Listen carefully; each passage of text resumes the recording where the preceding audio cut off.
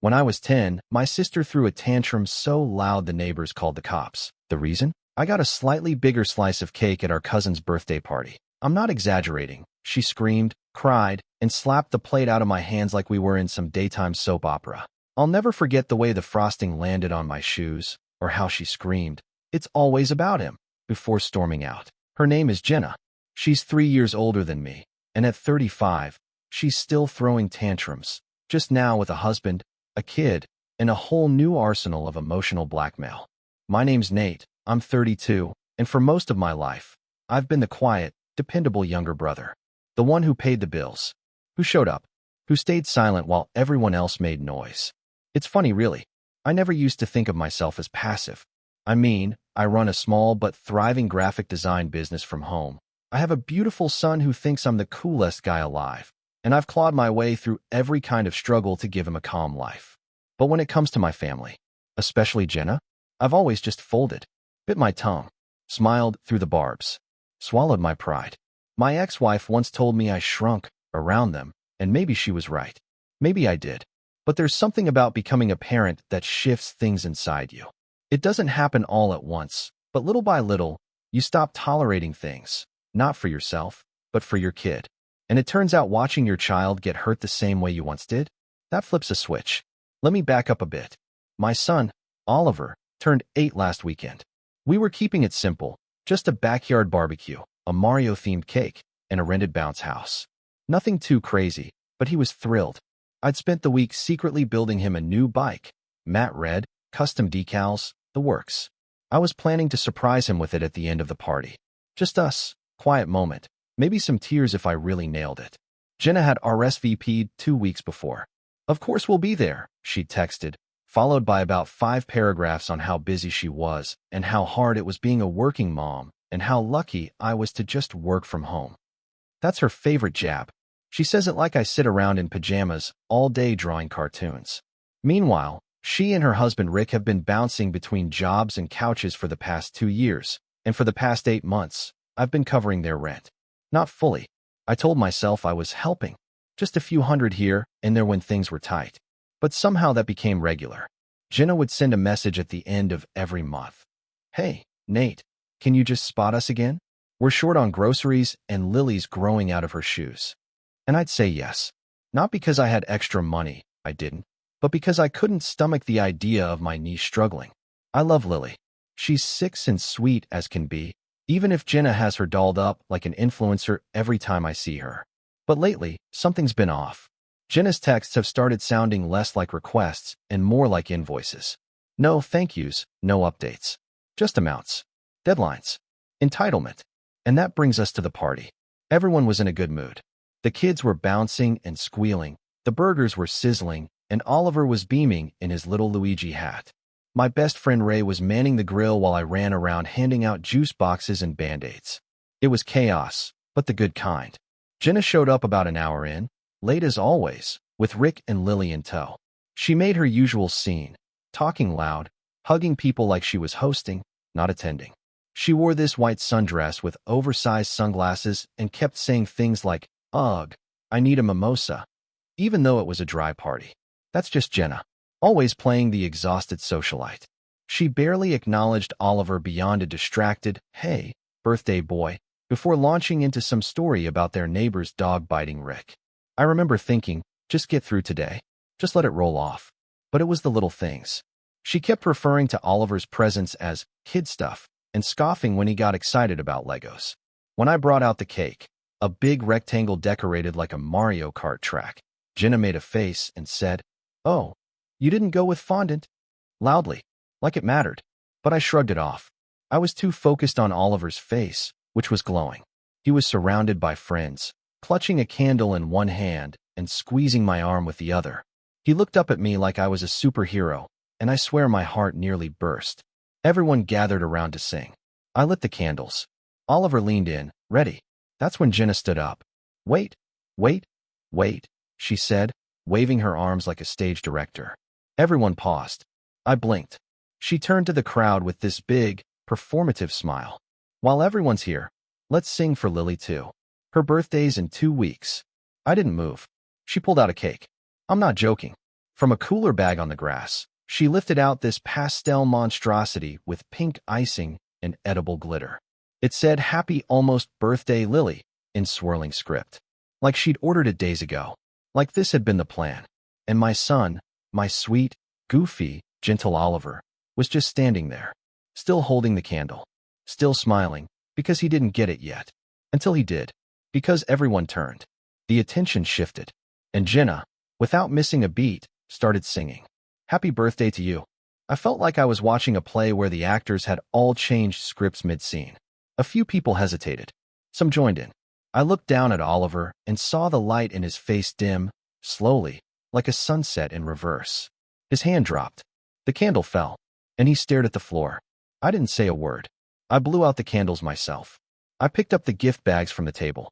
I took Oliver's hand, told him we were going to do something way cooler, and walked out of our own backyard. No scene, no yelling, just me, my son, and a decision. That night, my phone buzzed. A message from Mom. "You still paying for their rent this month?" I stared at it for a long time.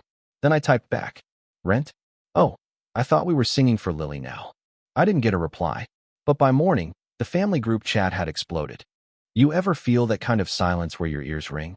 That's what the group chat felt like the next morning. Not literal silence. People were talking, but the kind of noise that makes you feel like you're sinking in it. I woke up to 63 unread messages. Mom, Aunt Julie, even my cousin Derek, who usually only pops up to ask for fantasy football picks. Everyone had something to say, but not one of them asked how Oliver was doing. Not one of them asked why we left the party. Not one of them asked if I was okay. Instead, the messages were a flood of concern for Jenna. "That was so awkward, Nate. You really could have handled that better. Jenna said you embarrassed her in front of Lily. You walked out with the gift bags? That's so petty. What's wrong with celebrating both kids? It's just a cake. Just a cake." That line repeated over and over, like a bad chorus. Like it was nothing. Like it wasn't the single moment that broke something in my son's chest. I kept scrolling, waiting for someone, anyone, to show a sliver of empathy. But the only message that even mentioned Oliver by name was from Jenna herself. Oliver didn't have to leave. I tried to include Lily because she looks up to him and wanted to feel special too. Sorry if that's so awful, face with rolling eyes. I didn't respond. I wanted to. My fingers hovered over the keyboard more than once. But I just couldn't. I kept thinking about how small Oliver looked sitting on the couch that night, still in his Luigi hat, his plate of untouched party food in his lap. He hadn't even asked about the bike. He didn't care. The magic had been sucked out of the day so fast he didn't know what to do with it. And I hadn't known what to say either. We watched cartoons in silence, and when he finally fell asleep curled up next to me, I felt like I'd failed him. Not because I didn't throw a good party, but because I'd let her do that to him. Again, that's the thing about people like Jenna. They train you. Slowly, subtly, over years. They make you feel like speaking up is overreacting. Like being hurt is childish. Like if you set a boundary, you're the one causing problems. And for most of my life, I believed that. But Oliver's face at that party, that was a wake-up call I couldn't snooze anymore. Still, I didn't respond. I stayed quiet. For 3 days. And then Jenna showed up at my house. No warning. No text. She just showed up like she always did, knocking like the door was hers. I opened it a crack and saw her standing there in oversized sunglasses, her lips pursed, arms crossed over a crop top that said #MomLife in sparkly lettering. "I'm just here to drop off Lily's thank you cards," she said, like we were in a Hallmark movie. She wanted to thank everyone who came to her party. She held out a stack of glittery pink envelopes with stickers on them. One was addressed to Oliver. I didn't take them. I just stared. "That wasn't her party," I said finally. Jenna rolled her eyes. "Oh my God, Nate. Are we still doing this? You hijacked my son's birthday. You made him cry. You humiliated him in front of his friends. I was trying to make it special for both kids. I thought you of all people would get that. You're always going on about how we're supposed to be a village and help each other, and I did one thing. One, and you stormed off like a toddler." I opened the door wider so she could see my face. He didn't even eat his cake. He hasn't touched his presents. He thinks he did something wrong. That made her pause, just for a second. But then she sighed dramatically. Kids bounce back. "You're being so extra about this." And there it was. The dismissal. The brush off. The same tone she used when we were kids and she accidentally spilled nail polish on my comic books, or told our cousins I wet the bed. I didn't. She was always the victim, always misunderstood. And if you challenged that, you were being dramatic. I didn't invite her in. I didn't say goodbye. I just shut the door. That night, Oliver finally asked, "Why did Lily get a cake too?" His voice was so small I almost missed it. We were brushing our teeth side by side. I took a deep breath. Because some people think it's okay to share attention even when it's not their turn. He nodded slowly. It was supposed to be my turn. It was your turn, bud, I said, pulling him into a hug. And I'm sorry I let anyone take that from you. That was the moment something inside me solidified. I wasn't just done with the group chat. I was done playing the part they'd written for me years ago. The quiet helper, the ATM, the punching bag. And that decision, that's what kicked off the real storm. I canceled the automatic transfer I'd been making for Jenna and Rick's rent. Not maliciously, not with an announcement. Just quietly, I deleted the scheduled payment. That was it. But when the first rolled around and their landlord sent a reminder, all hell broke loose. First came the text from Jenna. "Hey, rent didn't go through. Did something glitch? Can you resend ASAP?" Then another, 2 hours later. "Nate? Hello? We really need that money. You said you'd help." And when I still didn't reply, a full-blown phone call from Mom. "You're really not helping this month?" she said, her voice tight. "They have Lily to think about." "I have Oliver to think about," I said calmly. "And I'm not responsible for their rent." "You have been." "Yeah, and I'm done." Mom sighed like I'd told her I was moving to Mars. "You're being vindictive." Over a cake. It wasn't about the cake. It was about the years of disrespect. About watching my son get steamrolled like I did. She didn't mean to hurt him. But she did. And nobody has even apologized. There was silence on the line. Not the heavy, guilty kind. The kind that tells you the other person still doesn't get it. "You know," she said finally, "when your dad left, Jenna stepped up for this family. She was 16, and she screamed at me for crying too loud. She's struggling, Nate. So am I." Another pause. "Well, I hope you're happy with your little protest." Then she hung up. I didn't feel happy. I felt nauseous, like I'd kicked a hornet's nest. But I also felt something else underneath the nerves, something sharper, cleaner, relief. And then the messages started again. Rick chimed in first. He rarely spoke up in the group, but this time he posted a long rant about family loyalty and how some people only pretend to be generous until they're asked to prove it. Aunt Julie posted a crying emoji. Uncle Mark said he was disappointed. Cousin Derek chimed in to say, "Nate's always been weird." And in the middle of it all, Jenna dropped the bomb. "I just don't understand how someone who claims to love Lily could leave her in the street like this. Thanks for showing your true colors." That was when I broke my silence. I typed one message. "My true colors? You paraded your daughter around like it was her party while my son stood there heartbroken. And now you want my money like nothing happened. I'm done being your safety net. Get your life together." It got 10 angry reacts and 1 thumbs up from my cousin Alex, who lives in Oregon and barely speaks to anyone.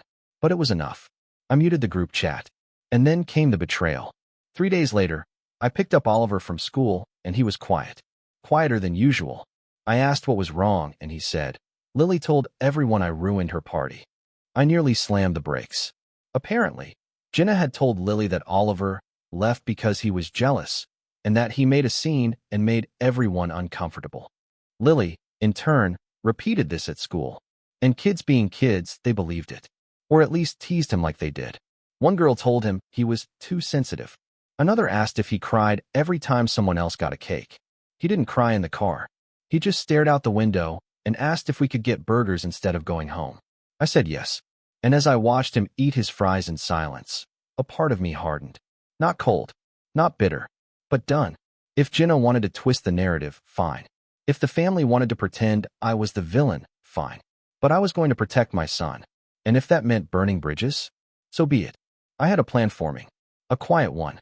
One they wouldn't see coming. But first, I needed to pay someone a visit. Rock bottom doesn't always look like some dramatic breakdown in a movie. Sometimes it looks like eating cold fries at 7 p.m. in a parked car outside a Burger King while your son pretends he's not holding back tears, and you pretend you're not watching him do it. That was my low point. Not because I'd lost money or status or anything you can quantify, but because I realized how much of myself I'd given away to keep the peace in a family that never offered any in return. I'd spent decades shrinking, folding, smoothing things over like it was my job. And now my son, my brilliant, sensitive, forgiving little boy, was learning to do the same thing, and I could see it on his face. That fear of making things worse by speaking up. That instinct to be small when someone else takes up all the space. It wrecked me. That night, after I tucked Oliver into bed, I sat on the living room floor surrounded by unopened birthday presents. He'd refused to touch them all week, like they were somehow contaminated by what happened. But I opened one, just one. A science kit from his friend Milo. I stared at the box, blinking through the guilt, and finally whispered, "I'm so sorry, buddy." Then I got up, and I started writing a plan. It started with a list, nothing fancy. Just a cheap notebook and a blue pen. But it helped to see the words. I wrote, "Protect Oliver. Stop funding Jenna. Create space for Mom. Rebuild. Quietly. Give Oliver his joy back." That last one hit me the hardest. See, I had this version of myself in my head. Dad who handled things, who didn't let the world touch his kid. But the truth? I'd let the world touch him anyway. I'd stood there while someone he trusted snatched the joy right out of his hands, and I hadn't raised my voice. I hadn't called her out. I hadn't defended him. I'd walked away. Which, sure, maybe that was the right call in the moment. But in the bigger picture, it wasn't enough. So I got to work. The first step was school. I emailed Oliver's teacher, Mrs. Grant, a kind, no-nonsense woman in her early 40s who'd always had a soft spot for him. I didn't go into all the drama. Just explained the situation in gentle terms, mentioned the teasing, and asked if she could keep an eye out. She replied within the hour, "Thank you for telling me. Oliver is a bright and empathetic kid. I'll make sure he feels supported."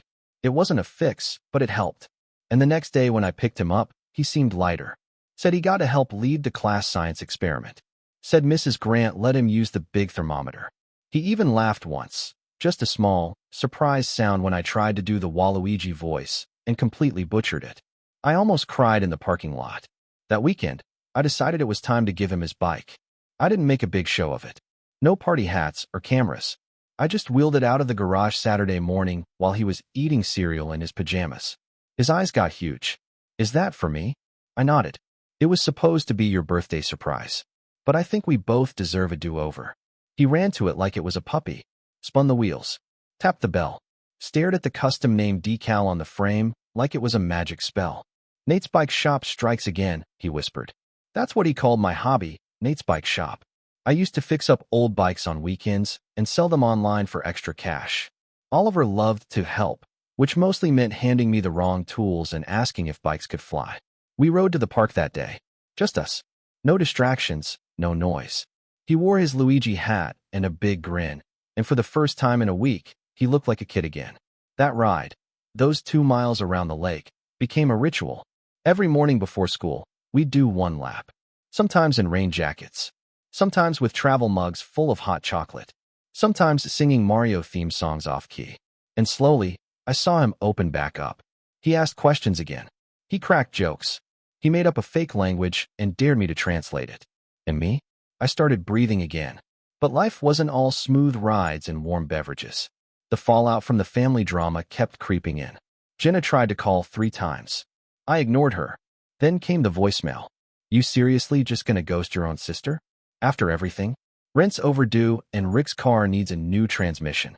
Lily needs school supplies. You promised us. You're such a hypocrite." I didn't reply. I forwarded the voicemail to my own email, then deleted it from my phone, just in case I ever needed receipts. Mom tried a softer approach. She sent a card. A card. Inside it was a handwritten note. "Family isn't perfect. We fight. We hurt each other. But we forgive. That's what we do. Come over for dinner Sunday. Let's move forward." No mention of Oliver. No apology. Just move on. I didn't go. Instead, I made spaghetti with Oliver and let him pick the movie. We watched The Iron Giant, and both cried at the end. I didn't try to hide it.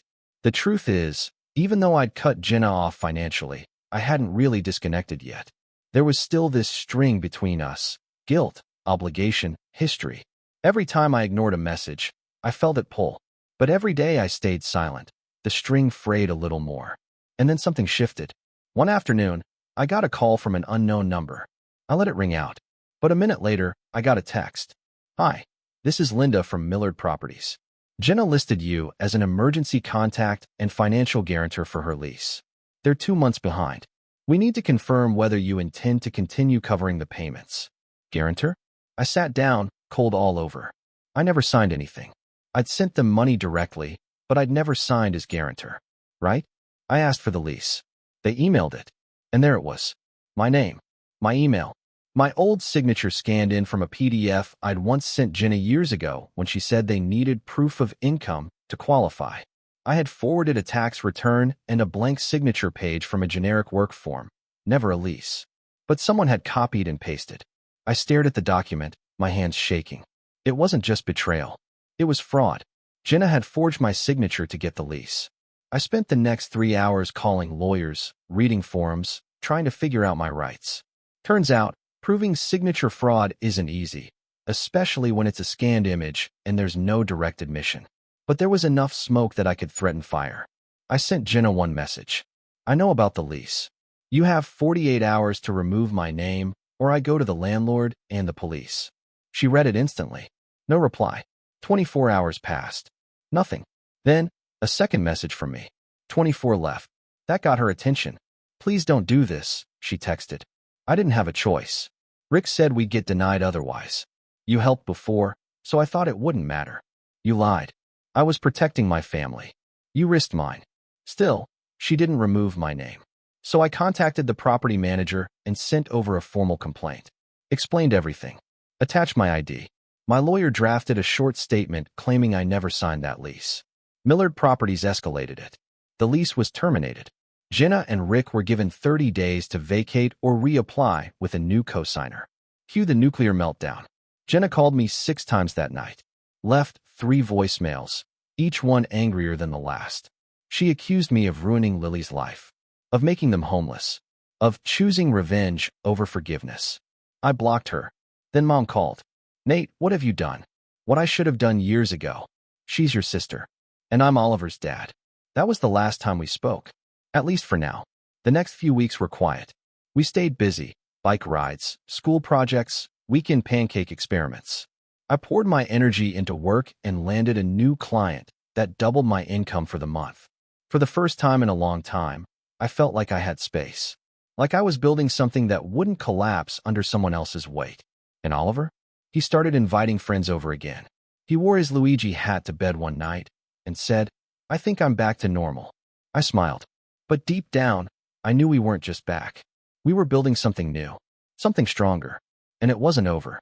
Because 1 week later, I got a letter in the mail. Handwritten. From Jenna.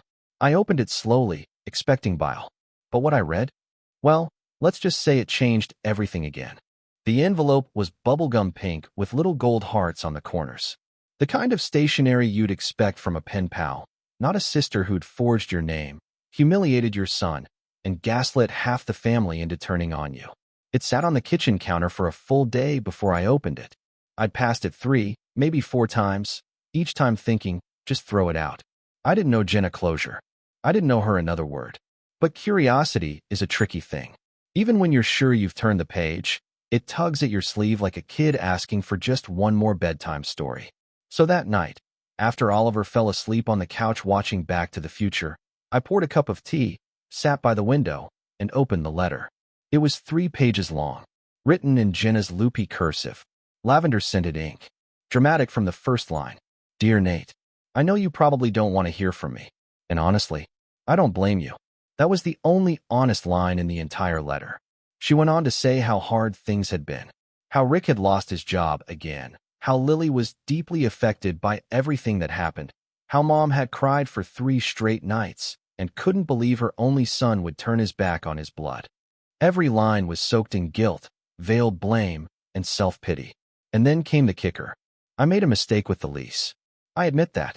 But I only did it because I knew you'd say yes anyway. You always say yes. You're the responsible one, the stable one, the one who fixes things. I guess I just assumed that wouldn't change. It wasn't an apology. It was a confession of expectation. She'd counted on my silence, my predictability, my unwillingness to be the bad guy. She was saying, you trained me to use you. And maybe she wasn't wrong. But that version of me, the one who swallowed his pride for peace, who stayed quiet for the sake of family, That version had already buried himself the day I watched my son stare at the floor with a candle in his hand. The letter ended with a request. We're staying with Rick's cousin for now. It's cramped. No privacy. Lily's sharing a futon. If you could help us just this one last time, just until we get on our feet, I swear I'll never ask again. Please, Nate. For Lily. J. I folded the letter and slipped it back into the envelope without a word. Not angry. Not hurt. Just focused. Because this time, I wasn't going to react. I was going to plan. It started with a simple idea: stop playing defense. For months, maybe years, I'd been putting out fires Jenna started. Always scrambling after the damage, always a step behind. But I had leverage now. I had proof of the forged lease, screenshots of texts, voicemails, the letter, and more importantly, I had something Jenna had never bothered to cultivate: relationships. I started making calls. First was Alex, my cousin in Oregon, the lone thumbs up in that group chat meltdown. He worked in finance and wasn't close to most of the family anymore, but we'd always gotten along. When I told him the full story, there was a pause. Then he said, "Dude, that's insane, but also not surprising." Apparently, Jenna had a pattern. When she was in her early 20s, she'd borrowed $3,000 from their side of the family for medical bills. Never paid it back. A few years later, she'd guilt Alex's sister into co-signing a car loan, which Jenna then defaulted on. He even sent me the paperwork to prove it. That was two allies. I wasn't looking for revenge out of spite. I was looking for accountability. And if Jenna wanted to play the victim in the family group chat, then I was going to make sure the truth had a louder voice. Next, I reached out to our old neighbor, Mrs. Wilkins. She lived next door to us growing up, and when Dad left, she used to babysit us. She remembered the early days, when Jenna used to bully me into giving up the last cookie or steal my allowance and say I'd lost it. She even had a journal entry from back then she'd scanned years ago when I asked her to write a letter of recommendation for a scholarship. In it, she described Jenna as controlling, dramatic, and manipulative, especially toward Nate. I added it to the folder. Then came the hardest part. I emailed Lily's school, not to get her in trouble, but to make sure she was okay. I didn't trust Jenna to keep her safe or stable anymore. I wasn't aiming to take custody or interfere. I just wanted to know if there were any red flags. The school counselor replied the next day. She couldn't give me much due to privacy laws, but she did say Lily had missed several days recently, and they were concerned about instability at home. That word stuck with me. Instability. Jenna was always the one accusing everyone else of being unstable, of losing it, of causing scenes. But now the cracks were showing on her side. And while I wasn't gloating, I wasn't ignoring it either. Because I was building something. Slowly, quietly, intentionally. Not to destroy Jenna, but to protect Oliver. And maybe, just maybe, to give Lily a chance at something better too. By the end of the week, I had a binder. Literally. One of those black 3-ring binders with color-coded tabs. Section 1. Financial records, payments made, bank transfers, texts requesting money. Section 2. Lease documentation, the forged signature, my original PDFs, email threads with the landlord. Section 3. Character references, Alex, Mrs. Wilkins, old messages from Jenna over the years. Section 4. Emotional harm, screen grabs from the party, Oliver's school emails, journal entries I started writing the night after the party. I didn't know yet what I'd do with it, but I knew I'd need it. The next step? Detach completely. I left the family group chat, deleted it from my phone. No announcement, no explanation. And then I set up a new one. Called it Oliver's World. Just me, Ray, my best friend, Oliver's teacher, and my cousin Alex. A space where people actually showed up for my kid. We shared photos, jokes, book suggestions. I posted Oliver's science fair flyer. Ray offered to help him build a volcano model. Alex sent a Mario-themed planner from Amazon. Every ping from that chat felt like a high five to my soul. And then, out of nowhere, Jenna messaged me again. Not through text, through email. The subject line was one word: apology. The message? Hey, I've been thinking a lot about everything. I know you're mad. I know I crossed a line. But I miss my brother. And Lily misses her uncle. If there's any chance we could talk, I'd like to meet. Coffee. No drama. Just us. I sat with it for a long time. Because part of me wanted to say no. And part of me wondered if this was real. But the smallest part, the part I'd buried under disappointment, wanted to believe she meant it. So I replied, 1 hour. Sunday, 2 p.m. That cafe by the lake. I'm bringing a copy of the lease and the letter. We're going to talk about everything. If you walk out, I'm going public. Her response was immediate. Okay. I told no one. Didn't want advice. Didn't want backup. This was my war to end. And I knew Jenna well enough to know she wouldn't come unarmed. So I brought the binder. And I brought a plan. Not a threat. Not a tantrum. Just truth. The kind that cuts deeper than screaming. The kind that stays. When Sunday came, I got there early. Sat by the window. Ordered tea. And when Jenna walked in, late as always, I could tell something was different. Not in her face. In her eyes. Because for the first time since we were kids, she looked afraid. And I was ready. She walked in wearing a blazer. That's how I knew it wasn't real. Jenna didn't do blazers. She did hoodies with ironic slogans, cardigans she borrowed from mom, and once, an actual prom dress to a baby shower. But not blazers. The blazer meant she was playing a part. It meant she wanted to look composed, responsible, grown up. I saw right through it. She spotted me at the corner table and gave a tight, rehearsed smile. I didn't stand up. She sat down across from me, crossing her legs like we were two executives about to negotiate a merger. I had the binder on the table. Closed. Calm. Thanks for meeting me, she said. I didn't respond. She sighed. Look, I know I messed up. I've had time to reflect, and I realize I handled Oliver's party badly. And the lease thing. And everything. Still silent. She fidgeted. Pulled at her sleeve. Tried again. I'm sorry, Nate. This time I tilted my head. Just a little. For which part? She blinked.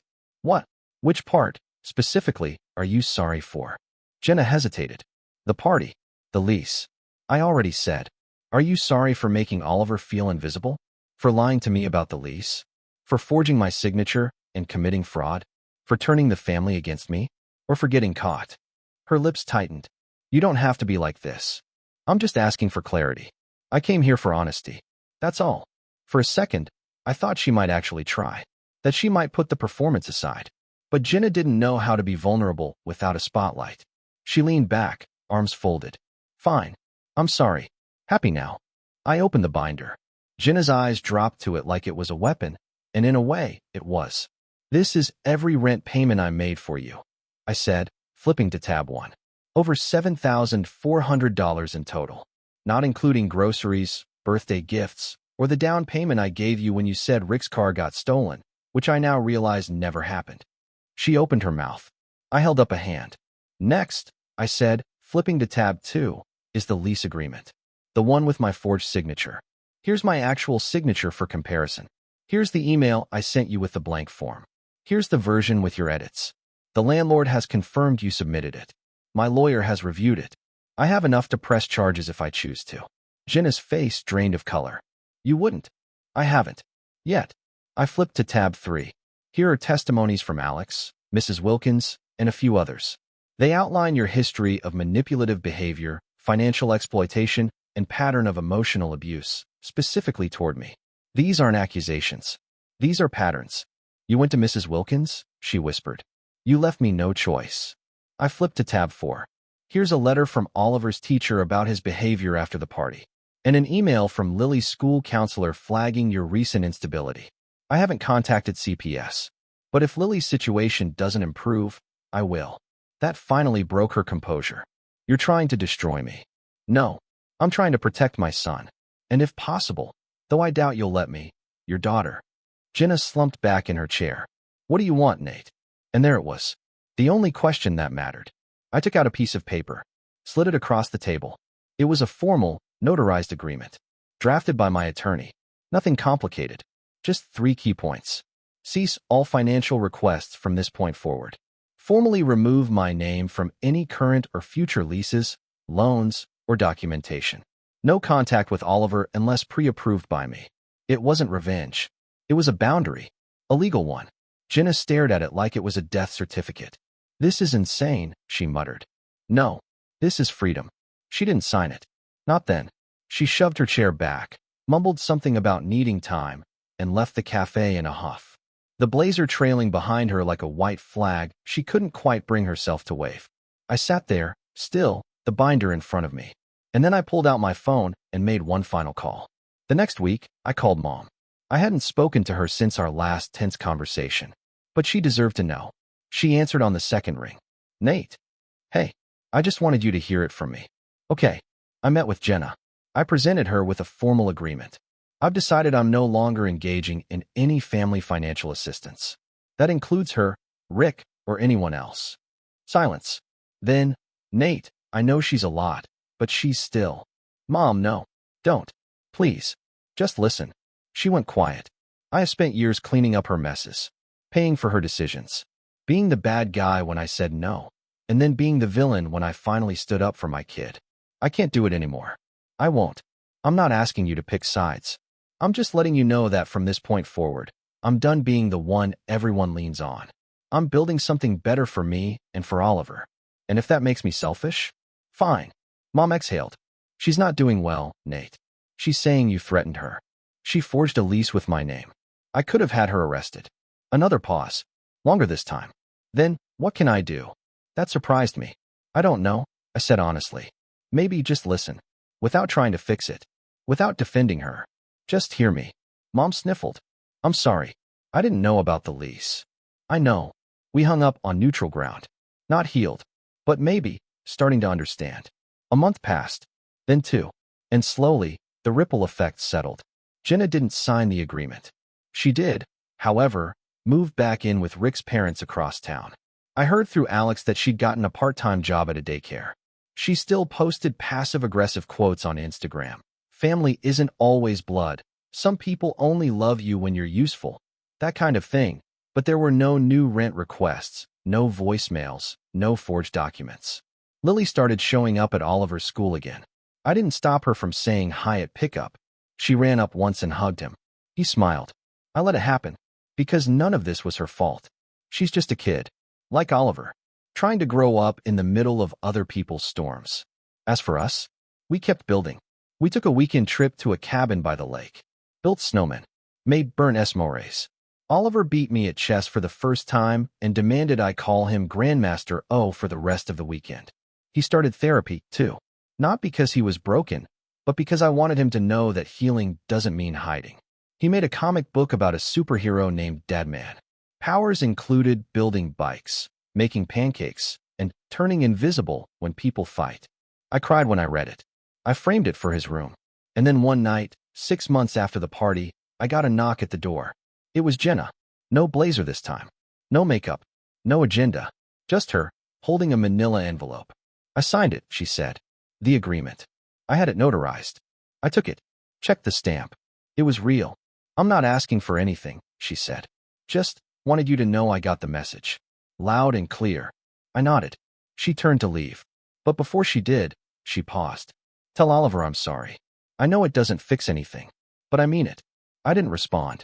She left without waiting for one. That was the last time I saw her. No dramatic endings. No tearful reunions. Just boundaries, finally respected. And silence. The good kind. The kind that feels like peace. Not absence, but space. Space to grow. Space to breathe. Space to ride bikes with your son around a quiet lake and know, deep in your bones, that you're no longer shrinking to keep others comfortable. You're finally standing tall. And the final line? I gave Oliver a new bell for his bike last week. He rang it 3 times, then grinned up at me and said, "Race you to the end, Dadman." So I smiled back and said, "You're on." And we raced.